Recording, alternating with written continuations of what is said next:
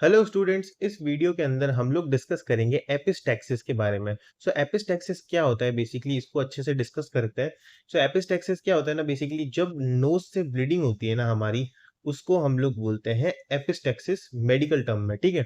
सो epistaxis क्या है, also known as nosebleed. ठीक है, नाक से जब खून निकलता है, basically a haemorrhage from the nose. ठीक है, यहाँ पर नाक से बेसिकली खून निकलता है पेशेंट का, उसको बोलते हैं एपिस्टैक्सिस। अब इसके काफी सारे रीजंस हो सकते हैं। ठीक है, उनकी बात करते हैं, कॉजेज क्या क्या है। सो देखो, नेजल ट्रॉमा, अगर नेजल कैविटी के ऊपर कोई भी ट्रॉमा हुआ है, यानी कि ट्रॉमा का मतलब होता है इंजरी होना। ठीक है, अगर कोई भी इंजरी हुई है तो उस वजह से जो है आपको एपिस्टैक्सिस देखने को मिल सकता है। एलर्जिक कंडीशंस में देखने को मिलता है। क्रोनिक ऑन इन्फेक्शन राइनाइटिस में भी आपको देखने को मिलेगा।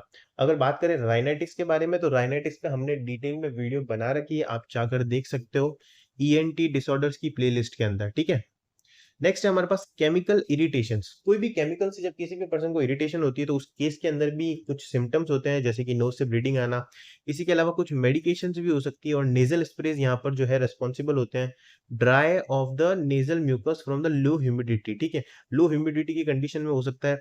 एक्सट्रीम टेम्परेचर, सो आपको पता होगा काफी बार गर्मियों में बेसिकली ऐसी कंडीशंस होती है जहाँ पर पेशेंट के नाक से खून निकलने जाता लग जाता है, क्योंकि वहां पर एक्सट्रीम टेम्परेचर होता है। ठीक है, इसी के अलावा वैस्कुलर मालफॉर्मेशन हो सकता है, हाइपरटेंशन हो सकता है। ठीक है, हीमोफीलिया की कंडीशन की वजह से, और ल्यूकीमिया। ल्यूकीमिया का मतलब होता है हमारे पास व्हाइट ब्लड सेल्स जो है वो इंक्रीज हो जाना। ठीक है, ये भी कैंसर होता है। ल्यूकीमिया के अंदर भी आपको नोज ब्लीडिंग देखने को मिल सकती है। इसी के अलावा कोई भी सीवियर लीवर डिजीज के अंदर भी आपको नोज से ब्लीडिंग देखने को मिल सकती है। नेक्स्ट हम लोग डिस्कस करेंगे डायग्नोसिस टेस्ट के बारे में, कि इस कंडीशन के अंदर जो है कौन कौन सा डायग्नोसिस करवाया जाता है। तो देखो, सबसे पहले हमारे पास है हिस्ट्री कलेक्शन।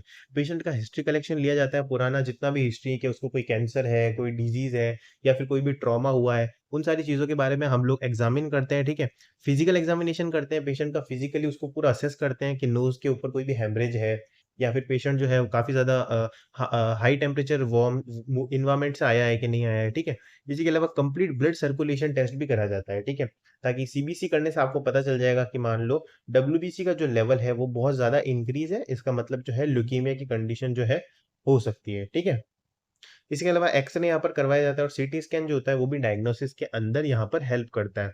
नेक्स्ट है हमारे पास काफी इंपॉर्टेंट ट्रीटमेंट। सो इस कंडीशन के अंदर क्या ट्रीटमेंट दिया जाता है, देखो, apply continuous pressure by pinching nose together 5 to 10 minutes. ठीक है, सो 5 से 10 मिनट तक नोज जो होता है उसको दोनों तरफ से पिंच करके रखते हैं, और पेशेंट को कहते हैं कि वो जो है अपना रेस्पिरेशन मुंह से ज्यादा करे, ताकि जो है नोज ब्लीडिंग रुक सके। ठीक है, इसी के अलावा tilt head to reduce blood loss.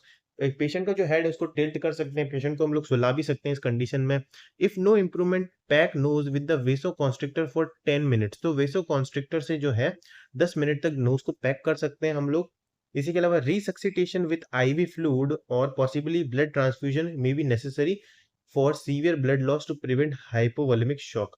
सो अगर ऐसी कोई सीरियस कंडीशन है जिसके अंदर जो है पेशेंट का हद से ज्यादा मान लो ब्लड लॉस हो रहा है नोज से, तो उस कंडीशन के अंदर हम लोग उसको ब्लड ट्रांसफ्यूजन भी देते हैं एडमिट करने के बाद, ताकि जो है अगर एक्सेसिव ब्लड लॉस होगा ना, तो वो जो है आगे जाके हाइपोवोलेमिक शॉक भी कॉज कर सकता है। ठीक है, अगर आपने पढ़ा होगा तो आपको पता होगा कि हाइपोवोलेमिक शॉक एक ऐसी कंडीशन होती है जिसके अंदर जो बॉडी का फ्लूइड लेवल होता है वो सडनली डिक्रीज हो जाता है।